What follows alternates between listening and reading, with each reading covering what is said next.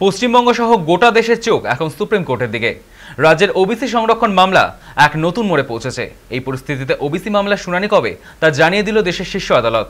Supreme court জানিয়েছে OBC শংসাপত্র বাতিলের শুনানি আগামী 5ই নভেম্বর।